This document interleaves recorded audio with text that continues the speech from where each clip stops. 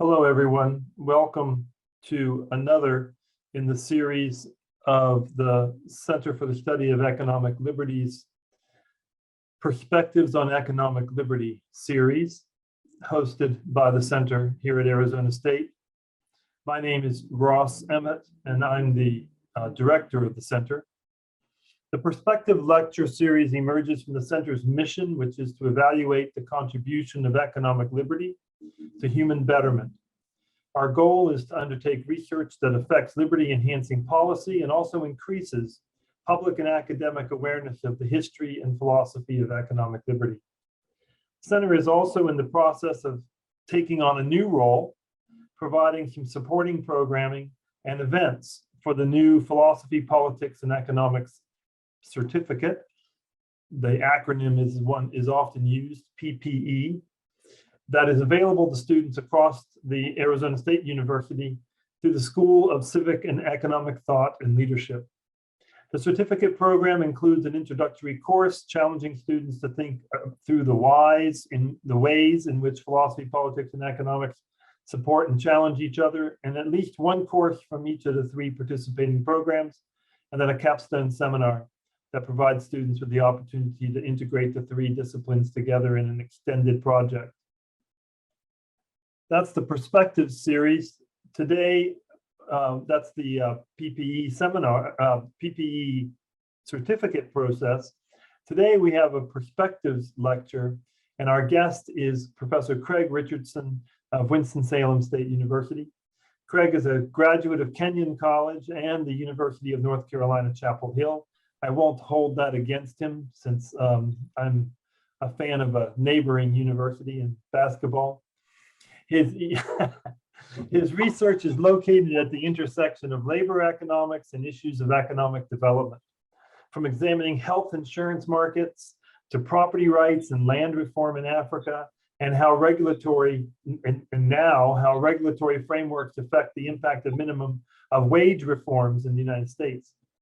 He has picked topics that examine the impact of reforms on people who lack voice and are the ones who are left out of the political debate. He's the creator of the Social Benefits Calculator for Forsyth County, North Carolina, which allows individuals in that location to compare monthly wage scenarios and the impact on social benefits that they will receive. Today, Craig is speaking to us from Winston-Salem State University, where he serves as professor of economics and the director of the Center for the Study of Economic Mobility. For the audience, Professor Richardson will speak for approximately 30 minutes. There will be time for questions at the end of Craig's talk. You can submit questions by entering them in the Q&A at the bottom of your Zoom screen.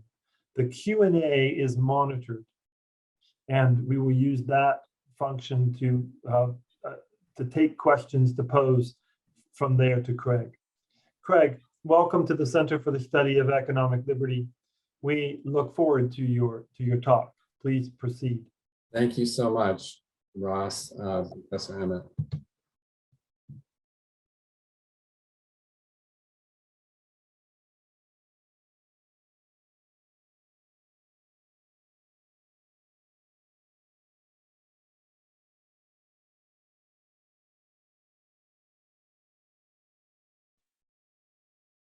Craig or Mason, you need to turn your volume on.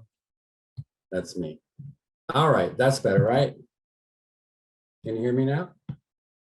Yes, we can. Okay, sorry about that. So anyway, I'm really delighted to be here, and thank you so much, Ross, Professor Emmett, for that great introduction.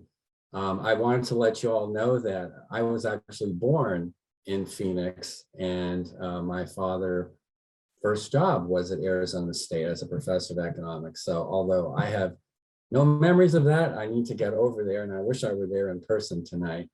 But I'm really happy to be invited, and thanks again for that. As Professor Emmett remarked, I do have a lot of interest, and maybe that means that I come into new topics where there are a lot of people who have studied and know a lot more than I do. And so I definitely approach topics with a lot of humility, because there are a lot of experts in this field and so forth. with this particular topic, which we've been looking at for a couple of years. So I get really interested in hurdles to economic mobility and what keeps people from climbing up the economic ladder. If you look at our center, the Center for the Study of Economic Mobility, we're located in Winston-Salem, and you can see the motif in the letter M has a ladder in it. And one of the things that we've been studying in our center for the last 4 years is what's keeping people from moving up the ladder. What are the things that maybe I've taken for granted in the past that, hey, you know, in this country, if you work hard, you can move up the economic ladder. That's certainly, you know, a story that I think I've told myself because I have worked hard and many of you have worked hard. But the more I study this country at the bottom of the economic ladder, there are a lot of broken rungs, and some of those rungs are actually due to government trying to help, but in fact, you know, the road to hell is paved with good intentions is an old expression. What we find out is that in some ways, some of these programs end up trapping people rather than allowing them to move up that ladder. And today I'm going to be addressing some of those issues with some of our programs, a term that I've been using called disincentive deserts, and also looking at the minimum wage. There's a lot of talk now about raising the minimum wage, and certainly there's a healthy debate about that. But I want to look at some things that perhaps people haven't thought about before. All right, just to give you an orientation where we are, we're in North Carolina, Winston-Salem. Winston-Salem is located to the east of Route 52, which divides our city. And like I said, a lot of our research is looking at the hurdles to economic mobility. And it turns out that Route 52 really divides the city between the wealthy and the middle class and the folks at the bottom of the ladder. And so we are located really right in that center. And we study a lot of these types of issues. So before I get sort of into the work today, I want to just tell you a quick story about my background, or one of my family stories. My maternal grandparents, who I know the most about, came from Germany around 1920. My grandmother came at 16 years old, and my grandfather came at 20. Both of them came without their parents and came through Ellis Island, a familiar story of immigration, and left behind their families, and in fact left behind all the wealth that they stood to inherit to come to the United States. And when they probably never said this, but implicit in coming to the United States was this notion that even if you start at the bottom with $20 in your pocket, which is about what they had an idea that in the United States you could climb the economic ladder. And implicit in those sort of assumptions are really four things that I think if we had asked my grandmother and grandfather at the time, do you think this is true? Do you think you have a choice of where to live? Do you think you'll be able to accumulate wealth through home ownership? Do you think that hard work pays off? And do you think you'll be able to access the job network? And I think they would have clearly said yes when we get to the United States. We think that's true. And indeed, in the 1920s, it was true. And so what's happened that's changed some of these building blocks that in some cases, these things are not paying off, particularly at the bottom, say 20%, bottom 10%. What has happened? What has changed here in the United States where some of these things aren't so true anymore? As it turns out, the Center of Study of Economic Mobility, we're actually looking at those four building blocks. Each one of those is a separate research program. And we're really looking at today, the hard work pays off block. And sort of investigate what's happening and why that may not be true anymore. So it starts really when we look at the United States in the early 60s. There was an identification that there's too many people living in poverty. The poverty rate's too high. We're certainly one of the richest, if not the richest country in the world in the 1960s. And so there's this war on poverty by the Johnson administration that says, how can we bring Americans into a standard of living that seems appropriate, right, for a rich country?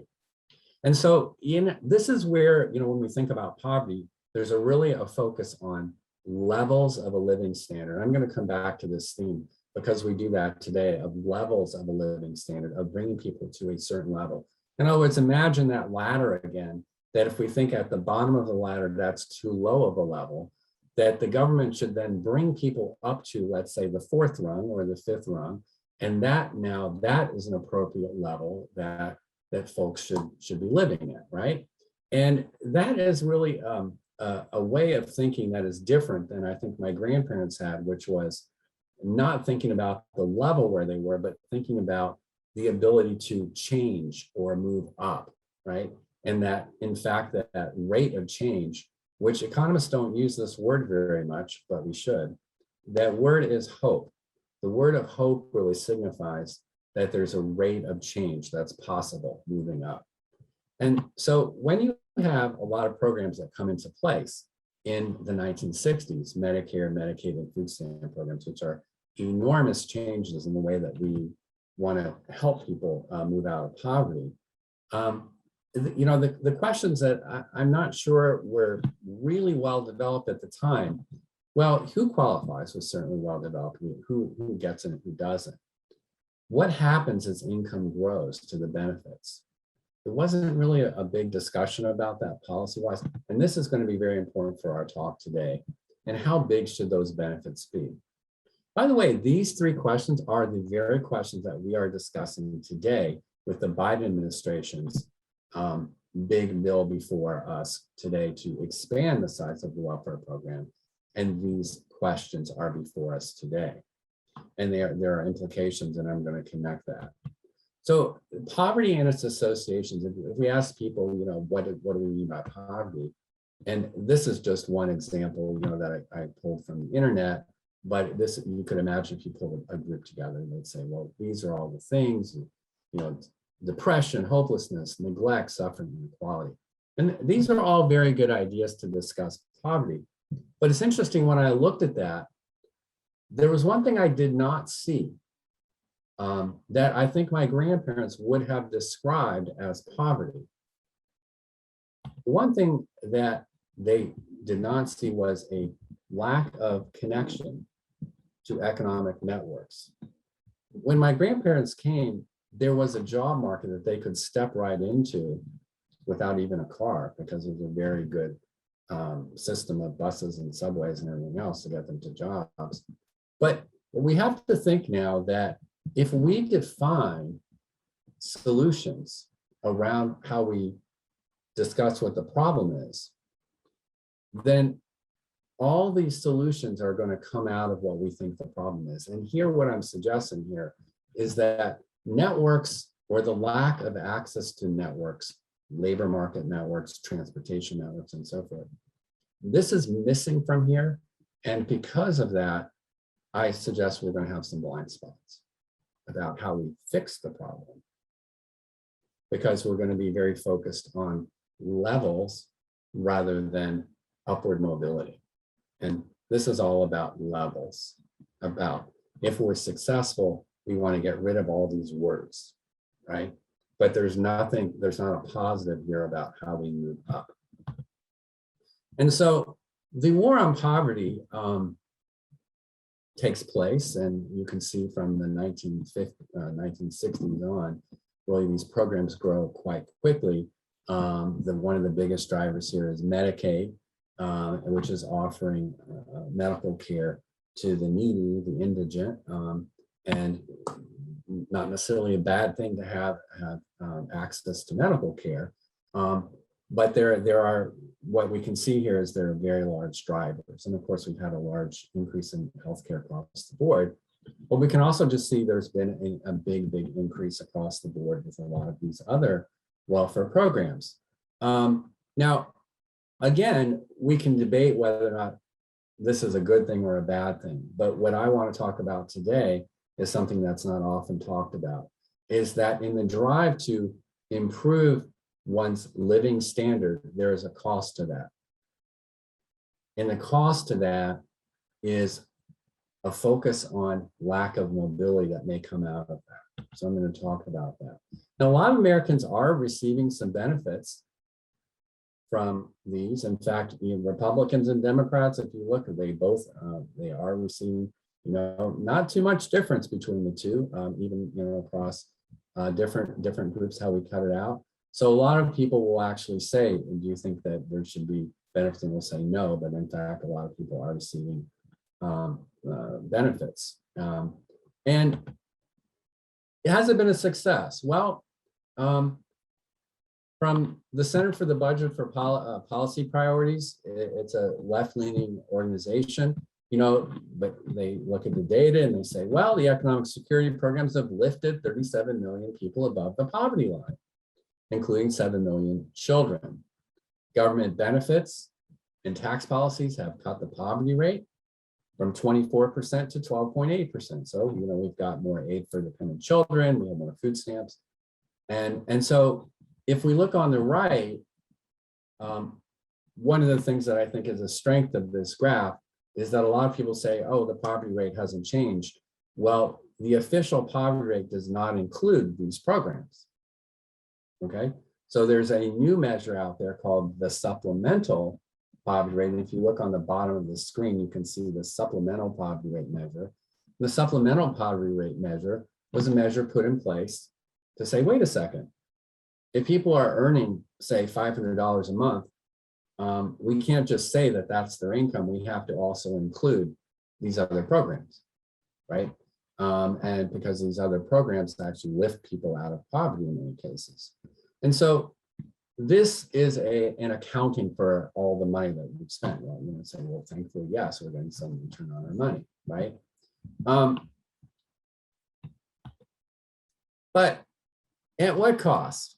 And, there's a correlation here at perhaps, I mean, we're not sure if there are a lot of things that could be causing a change in income mobility. And this graph shows what's the percent likelihood of earning more than your parents, right? And so if you're born in 1940, the likelihood of earning more than your parents was 90%. That's a definition of absolute income mobility, is earning literally $1 more than your parents and adjusted for inflation. And what's happening here over time from Raj Chetty, who does a lot of work in this area, is that the likelihood of earning more than your parents has steadily decreased. Now, there are probably a lot of reasons for this, but what I'm going to argue today is that there's a link between trying to raise people up to a certain level and a drop in income mobility, that is to say, the rate of change of moving up the ladder.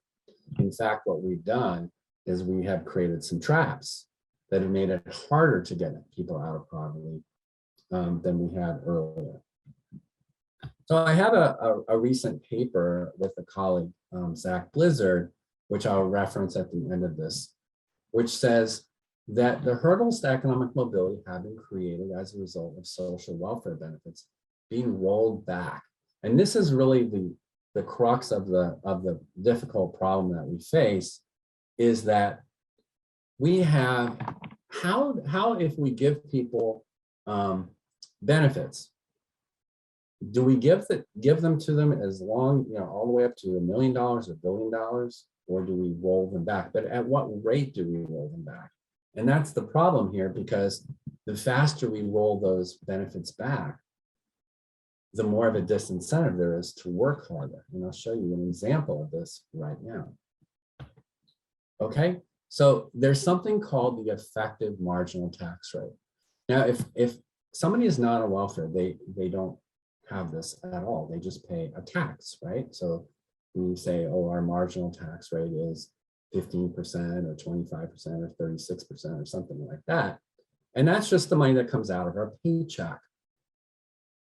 But if somebody is involved or engaged in the program of welfare benefits, we have a completely different situation going on. So this is how it's going to work if you haven't seen this before. So let's say a person has a monthly salary of $1,000 and they have $2,000 of total welfare benefits that they qualify for.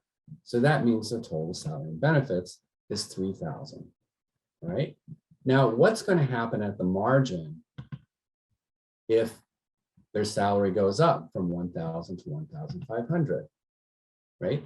We're going to have a $500 increase in salary, but let's look over here what happens to the benefits. We're going to lose $400. So what we've seen happen here is our salary's gone up by 500. We've lost 400 in welfare benefits in this simple example. And so we're only ahead by $100. That's equivalent to an 80% effective tax rate. We've only gotten $100 out of 500. So somebody who is at the bottom of the ladder is paying an 80% effective marginal tax rate. And it gets worse because if we go from 1,000 to 2,000 in this simple example, this is just a hypothetical, but it's how it works. If we go to another example of another $500 raise, let's say somebody got a raise and welfare benefits now get rolled back by $600, we now see the person is actually worse off. They are worse off by $100. And so the effective marginal tax rate now is 120%. In other words, the tax rate exceeds the income, right? You're worse off. And this is a hypothetical, but I'm going to show you that there are huge problems with our programs as they're put in place, because who pays the highest taxes? The people at the bottom, the poorest, pay the highest effective taxes in our country. And this is one of the key problems with keeping people from moving up, and one of the key problems why this has contributed to slowing economic mobility in our country. Now, here's an example showing you of effective marginal tax rates, starting here at income levels, pre-tax income on the bottom. And we can see here, by the time we hit $1,200 a month, we're getting a 53% EMTR, effective marginal tax rate. And then it goes up to 93%. And then finally 210 and as high as 1,400%. So these types of things is what people have focused on. They're very, very exciting to look at, these big spikes. But what I'm looking at today is something that most analysts don't look at, which is this flat spot. Okay, the flat spot is what not, it looks boring. It just looks like a plane. It's not like a exciting spike, but I'm going to argue that it's actually more important. Okay, so how's it going to work? Well, this is how something is going to work for a benefits cliff. If we're looking just at a child care subsidy here, we are going to get money taken away until we have a certain point, and then we have a cliff, right? And that's called a benefits cliff. And this is what gets all the attention in the literature. People say, well, I only want to get up to this place. Let's say that's $3,400 a month, and then past $3,400 a month, I'm going to lose all my benefits. So I certainly don't want to go over that cliff. Now, there are ways you can phase that out. It gets more expensive, but you could actually have it phase out where it goes out to $72,000 a year. The Biden administration is looking at slower phase outs. Now, in reality, it gets more complicated because these are all the programs that people could qualify for. And imagine facing all of these different cliffs and all these slopes, and it's all incredibly confusing. Even for experts, economics experts, people could qualify for housing, Medicaid, work first, and food stamps and all the rest. And they all have different phase out rates. It's all incredibly complicated. And imagine somebody with, let's say, less than a high school education who's trying to navigate all of this and not knowing what's going to happen when they get a paycheck. That's one of the things we decided to try to address in our income calculator, social benefits calculator. So let's look at the income side now, right? So what we're going to do here is, here's a line that just shows income. And so we have the bottom pre-tax income. And so if we go straight up and come across, it's going to be our after-tax income. And this is a line that shows somebody who's not on welfare. This is going to be your path, right? And this goes back to the adage, if you work harder, you will earn more, right? And this is what? This is following the green line. You work harder, you earn more, just like my grandparents, right? Now, if we add in all the welfare benefits, and we're going to add in, let's say somebody who's got a 2 kids and single adult, sorry, 1 child, 1 adult. What we're going to see here, excuse me, we're going to see if we were earning $1,000, we would have $1,000 over here, but now we're going to get, in addition, we're going to get another $2,500 in benefits, right? And we're going to jump up to here. So we get another $2,500 in benefits, childcare, housing, and so forth. Now watch what happens when we add another child. You see that? See that little jump? We jumped up to 3,800. So we're watching this vertical jump now. I'm going to do it again to another child. And there's a little bit of a smaller jump. So I'm going to run that through again. Jump, jump, jump, right? Now the other thing I want to do as I animate this is I want to watch what happens to the benefits cliff, which is the benefits cliff is going to now push to the right. You see how it pushed to the right? And we're going to do it again. And now it's pushing to the right even farther. So we're now at this point here, 1 adult, 3 children, this big phase out, and this is the collective of all the programs together. There's going to be a phase out here at about $4,300. All right, so you know, more than $50,000 a year if there's going to be this big drop off. Now, most people at the bottom of the economic ladder are actually never going to reach that cliff. They are not concerned about that. They are actually concerned about another place. They're concerned about this spot, and this is the spot again. Something I just thought a lot about was this flat spot is actually more interesting to me than the cliff, and this is why. All right, if we look at somebody earning $14 an hour, all right, their actual benefits, you can see if we take it to the right, is just about the same as somebody earning $24 an hour. You see that? Between A and B, it's almost exactly the same. And so what a lot of analysts have said is, well, everybody's going to work all the way up to this cliff and not go any farther. And I'm coming up with a different conclusion. My conclusion is, why would anybody work up to place B if in fact there's no point to it? There's no return to working up to point B. And so there's a study that came out that said, hey, you know, there's no clustering around here at this cliff, and that shows that benefits cliffs aren't a problem. Well, that's right. The real problem is what I'm calling disincentive deserts, which is a place here of over 90% effective marginal tax rate and literally no advantage from going to $14 an hour to $24 an hour. There's almost no advantage to doing so. Now, I'm going to kind of quickly go over this table because we don't have a whole lot of time, but the bottom line here is that if we go from 14 to 24, this is just taking from the graph, and we have a $10 increase in the wage. That's a 71% change. If we go to the bottom here, we can see actually it's only a 3% change. Sorry. It's a 3% change from wage 1 to wage 2, and the marginal effective tax rate is about 93%. It's just another way, this table is just another way of saying there's a big flat spot.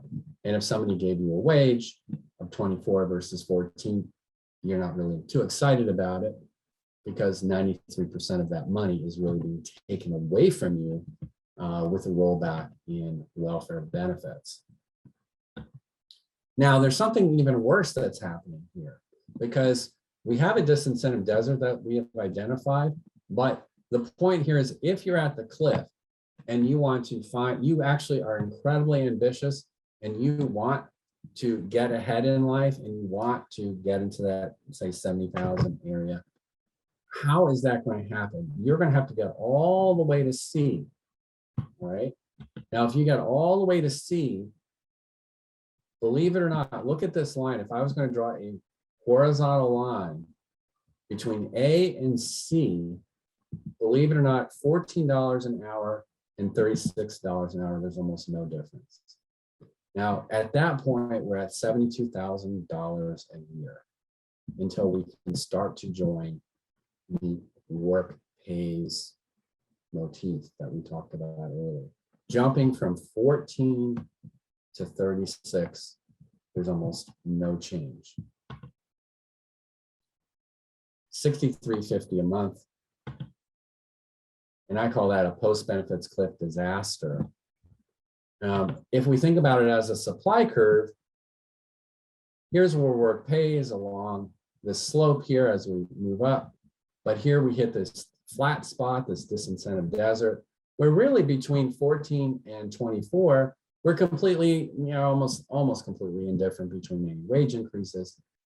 Between 24 and 36, we're actually going to reject our wage increase. Why? Let's go back again. We're going to reject because we're actually going to drop below anything between here and here, 24 and 36. We're actually, this line is now below.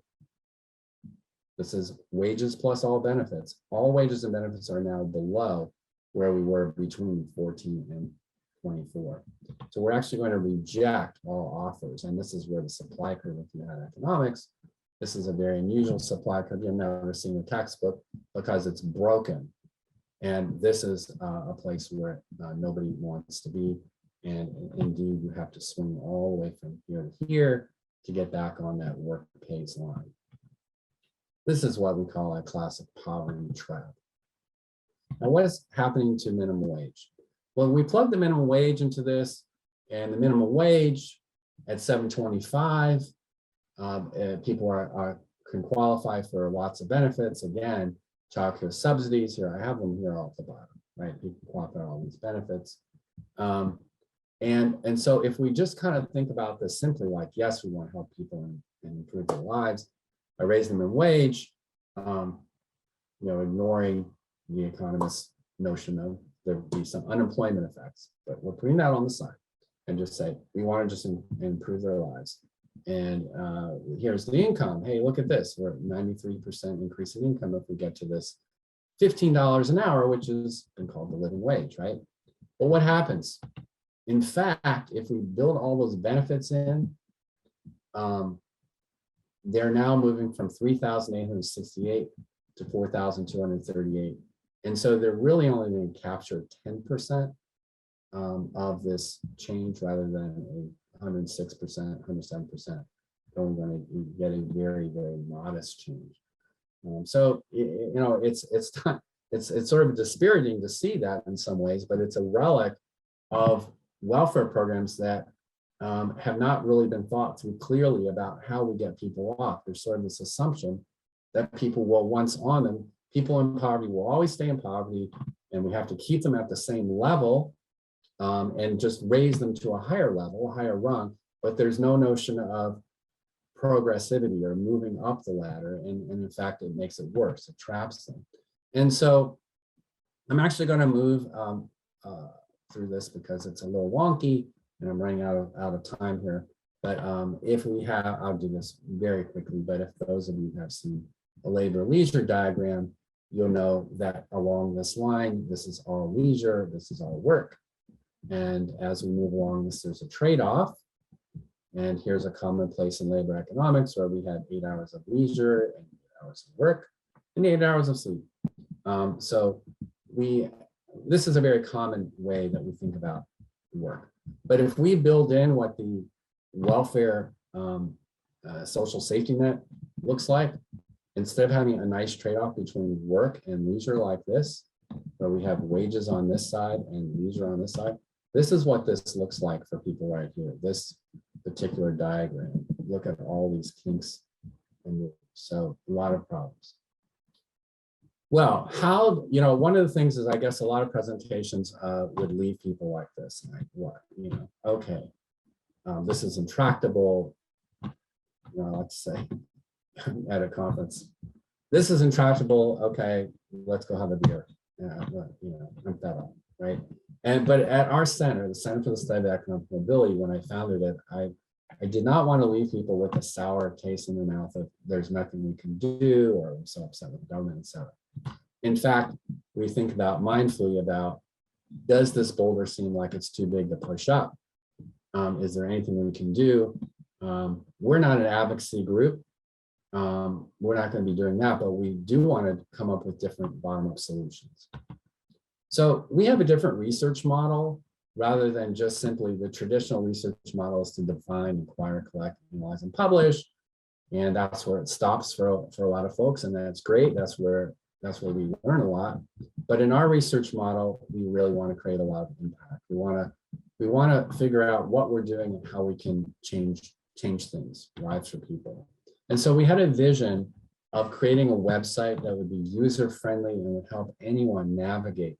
Remember all those very difficult, that slide I had with all those benefits clips and all those things that are very difficult. So what I did was I said, we gave to a software developer, can we develop a website that people can understand? Now, this is what it looks like if anybody's trying to get into this and try to understand. These are typical websites that try to explain benefits changes. Extremely difficult. I'm not even going to try to explain it, okay? But this is one from the Urban Institute that shows changes in income. This is another one on the left. Again, extremely difficult stack bar graphs. Another one on the right from another organization. They're all very difficult.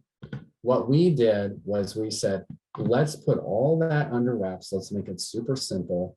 I have seen the program the other day. It's incredibly complicated program. What lies behind this, but what we have is an incredibly simple place where people can go. And literally, I think with even less than a high school education, people could input their basic things anonymously, and they can put in things like their monthly wage. They can put on things like, are you receiving benefits? Are you paying for rent and so forth? And really within, we've tested it within 6 or 7 minutes, we can find out for these folks at $7.50 an hour, they can then understand what kind of benefits they're going to get in our county. Now, each county is specific, but there's not too much change from county to county in North Carolina. But what they can do is they can see the list of benefits they're going to get. They're going to see the taxes that they pay. And then they can play out, well, what happens? My boss wants to pay me $15 an hour. Okay, so I'm going to go from $1,200 a month to $2,400 a month. And here's my difference. But here I want to anticipate in this column here what's going to happen to my benefits. And I can see my food stamp benefits are dropping by $315. My child care is dropping by $120 and so forth. And so in the end, with a raise, they can anticipate that, you know, they're going to get very little difference. Now, the point is not to make people angry. It's to actually, this is a 95% effective marginal tax rate. All right, so I'm almost done here. I'm going to close up. The point here is to do this. Employers are actually getting very interested in this because I've showed this to many employers, including some big companies here, because they've said, we want to raise wages. We're hearing that we have to pay a living wage. And I'm showing this and I'm saying, not so fast. If people are on getting a lot of benefits, they're going to actually be ahead a lot less than you think. So what can we do? So one of the things that I said to our community was, can we use spontaneous order? In other words, can we think about all the different ways to create new solutions? And one of the things was to think about that instead of having a mindset that we always have to think about raising wages, maybe there are other ways that employers can sidestep these things. There are benefits that we can give as employers, for example, educational assistance, on-site childcare, meals, and so on and so forth, that I've seen happen in developing countries that have been extremely productive in creating loyalty and lowering turnover, increasing profits for the company, which I think is a win. If you can increase profits for the company, lower turnover, and improve your workers' lives, that's a great win. And that's much more sustainable than trying to guilt a company into doing the right thing. And so until this system is, this so complex system is changed, if it ever is changed, I believe that this can be some ways to creatively sidestep these problems. And so if you want to learn more, there's a more in-depth and wonky article called the Benefits Cliffs, Disincentive Deserts, and Economic Mobility. And you can also find our social benefits calculator online. So I thank you. I know I'm a little bit over, but I'm sorry about that. And I definitely welcome any and all questions. Thank you, Craig. I had looked at this all before, but it's really useful to get the explanation behind looking at the benefit calculator, and I really appreciate that. And I think people are going to find it quite interesting. I wanted to start off with a question that sets a background, and you actually kind of mentioned it right at the very end by saying something about work you've done elsewhere in the world. I just wondered for you how this connected to things you've done that relate to the work of Hernando de Soto. And we have a report, the Doing Business North America report, which in a sense emerged out of a similar kind of interest in de Soto, which was helping people start businesses and the costs of doing businesses. But this is a different aspect of de Soto's work, but it seems like it's very, very connected to that kind of vision of thinking about the way that thinking outside the economist's usual box. I just wondered if you would comment, if you had any comments about the connection between this and de Soto. Yeah, that's an interesting question. I'm going to think aloud a little bit about it because I think it's a really good one. So Hernando de Soto, if folks don't know, has written a wonderful book called Mystery of Capital that was really influential for some of my research in Zimbabwe and some other countries, in which he describes the importance of property rights as really a fundamental building block for economies, and how in developed world we take this for granted, that property rights are taken for granted, and that in fact when you travel around the world, you don't have property rights in a lot of places. And so if you don't have property rights, imagine, in your own school, if all of you had to share your cars, or you all had to share your laptops and your phones, how well they would be taken care of, right? Or even who would work for those things. And so I think what a connection is between that work that de Soto really described was that when we look at developing countries and we travel and we say, oh, that one's so poor, what de Soto recognized was that it's like a dormant economic engine, right? That's sitting. It's like a car that's been sitting in the woods, and somebody's taken the key, and we say, oh well, that thing's dead, but nobody bothered to turn the key.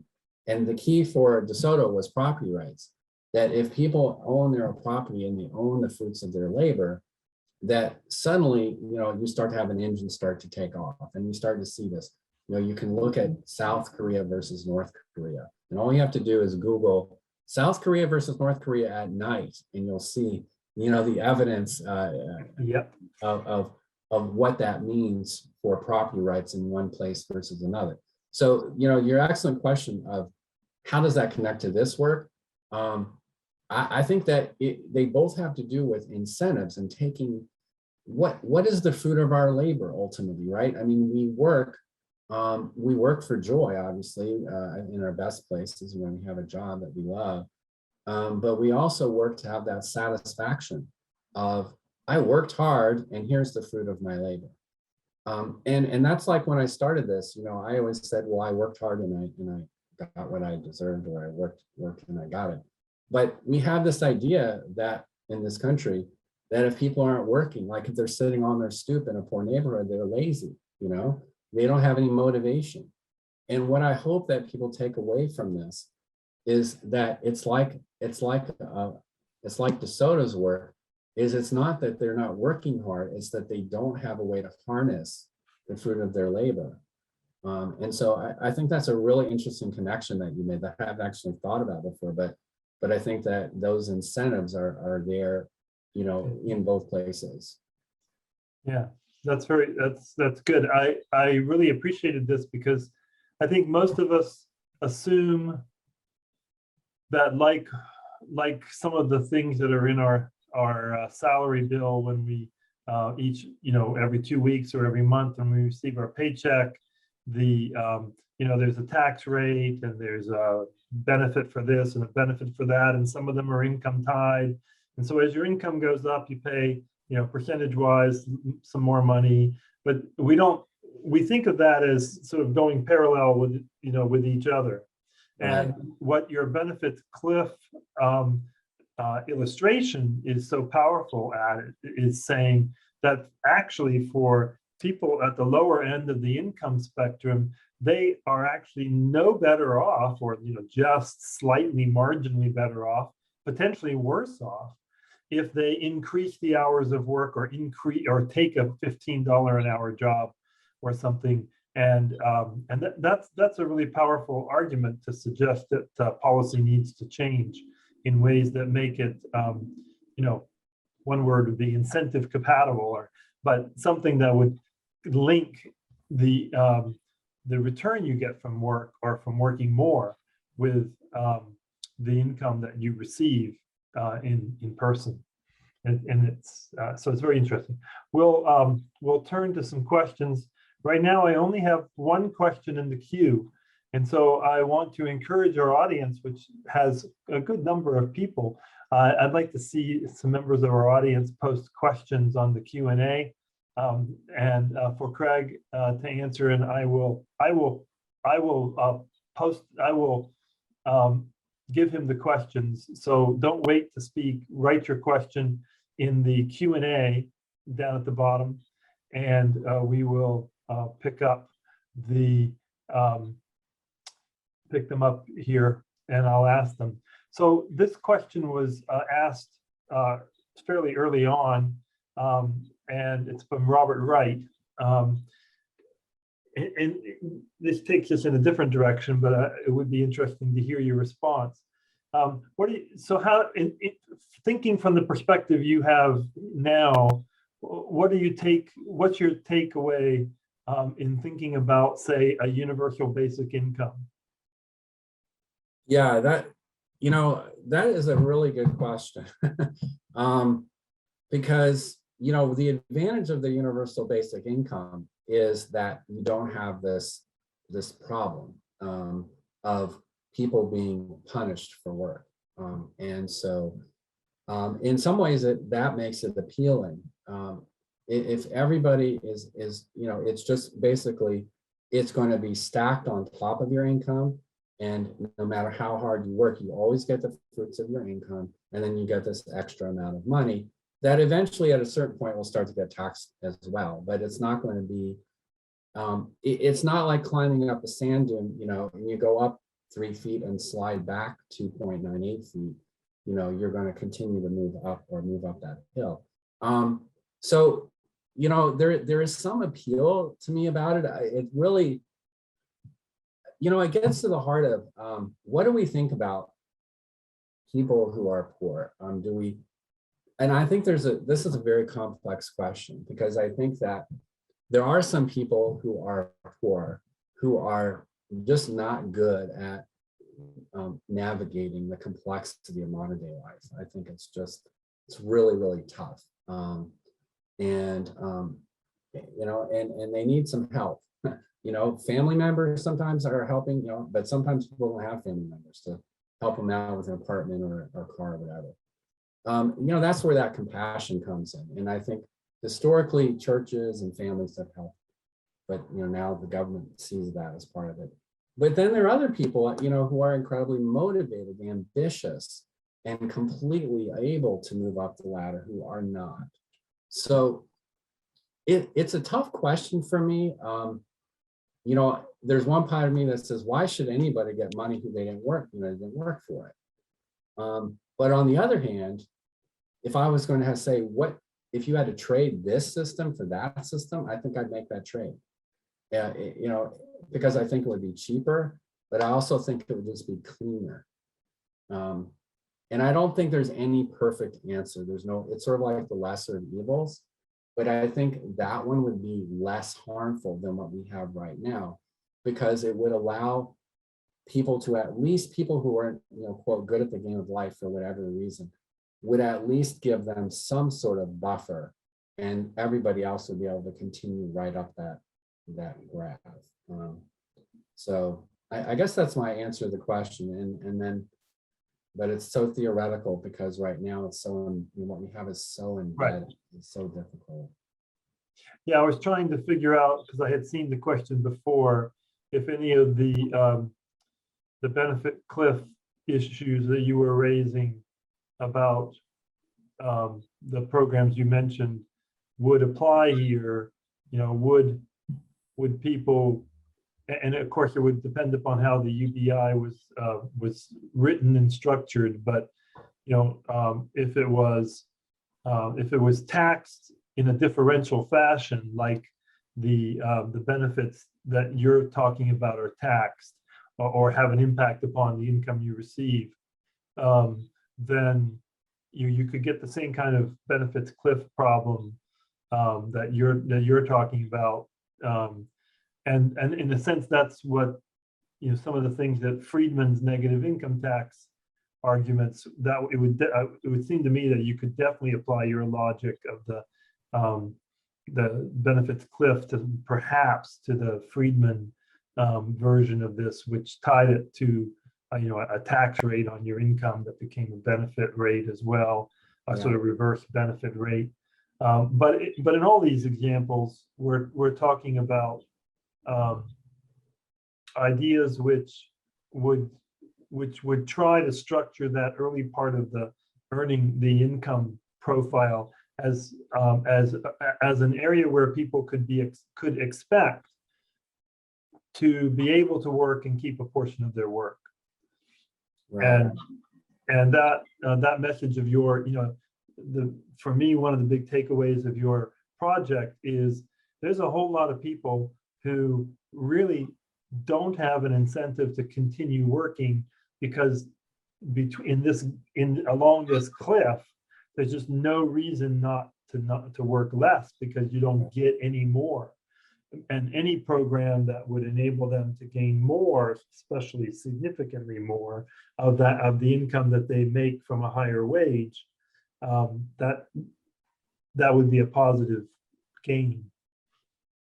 Yeah, I agree, and I think that, you know, one of the things that I learned, I consult with Hanes brands, and I do surveys for their workers and about how they live, because Hanes is very active in the community of workers' rights groups and really interested in. And so we've traveled around the country to places around the world, sorry, Honduras and Dominican Republic and Vietnam.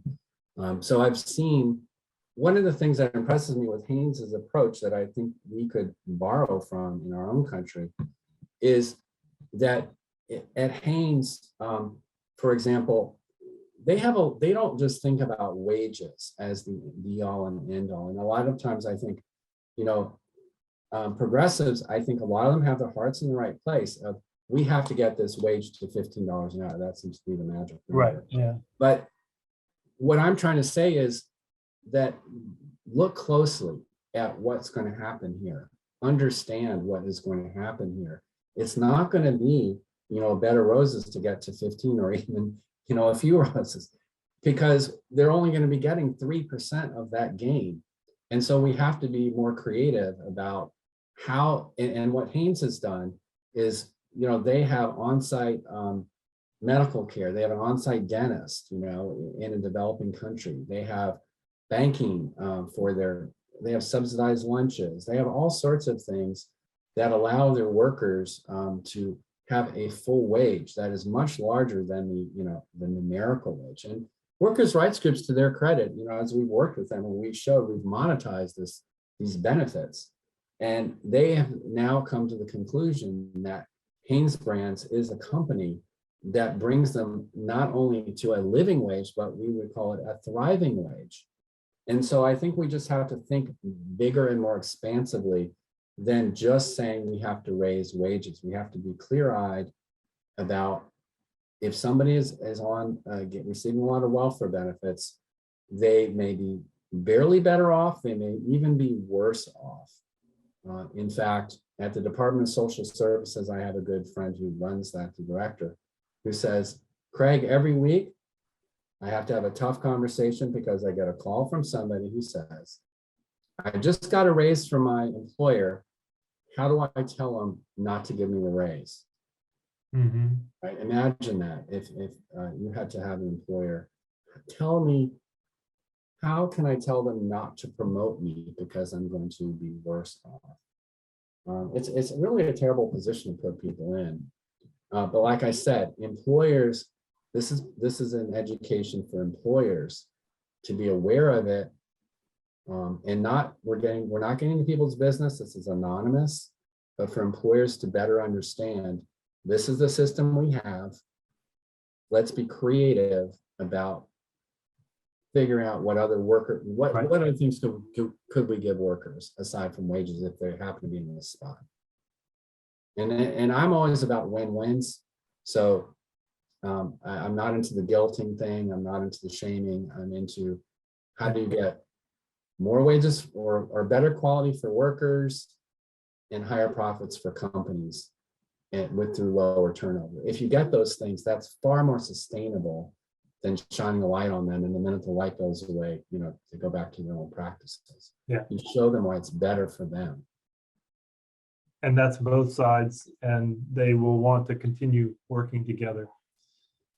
I don't have any more questions on the queue, so I'd be very happy to open the floor to a question. If you please type it in the Q&A, we could ask it. Otherwise, you're just going to hear me asking questions of Craig. Or if you have any question about any graph, because I know I went through some of those graphs. So I'm going to have to go ahead and wrap this up, but thank you to everyone for attending. And Craig, thank you very much for an engaging and really stimulating talk on the deserts that are and cliffs and all these obstacles to people, and desert benefit cliffs, whichever way it works. And really appreciate the discussion, and I look forward to talking to you more about this on other occasions. We'll close off now. Let me just say that if you enjoyed this webinar and you want to explore some of the issues related to the themes, I'd encourage you to follow several research notes that are written by center-related scholars.